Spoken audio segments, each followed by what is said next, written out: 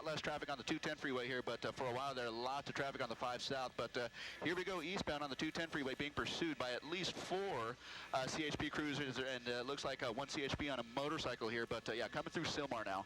Adam, just off your left, I have you.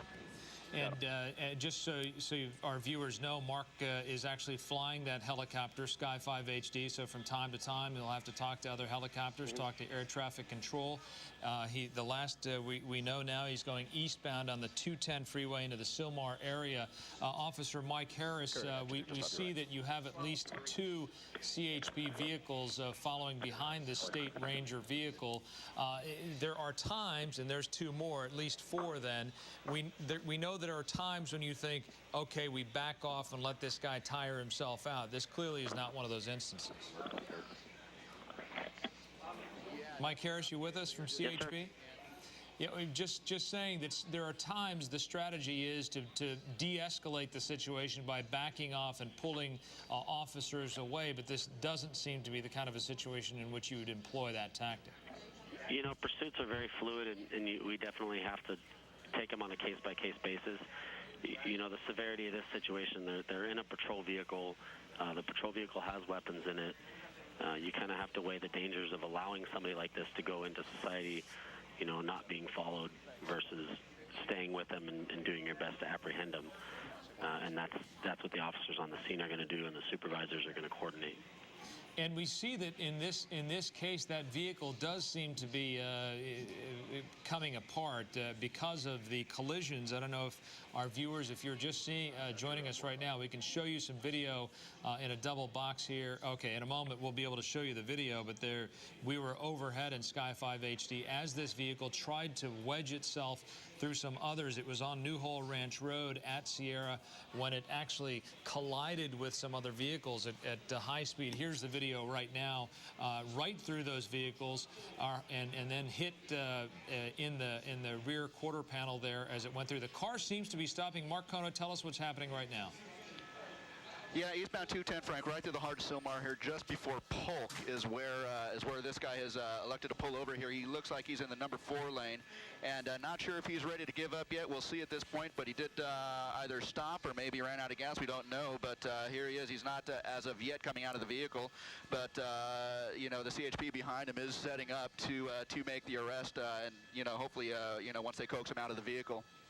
And Officer Mike Harris, you see that we see a number of CHP vehicles deployed behind this park ranger vehicle, at least 1 suspect. We believe possibly 2 suspects in this vehicle. As you were saying, this is a highly abnormal pursuit in that it was CHP officers pursuing a state park ranger vehicle, another law enforcement vehicle with suspects in it, possibly with weapons in it. How do you treat this any differently than any other felony stop? Well, I mean, you can see that the officers are taking the steps that they need to be as safe as possible.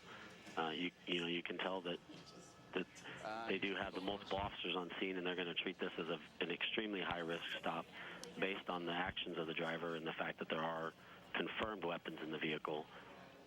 You know, they're obviously going to take every step that they can to make it as safe as possible. We obviously cannot hear what's being said, but one would presume as these officers approach that they've been instructed via loudspeaker to what? Put their hands on the steering wheel, make sure their hands are visible? Absolutely, yeah. You know, they're going to go through the different steps that they're known in the process that we have for making our felony stops and giving our instructions to the drivers and passengers in the vehicle. All right, there's suspect number 1 coming out, and if you go back, Mark, for a second, it looked like suspect number 2 is coming out of the vehicle on the driver's side. Mark, what are you seeing there?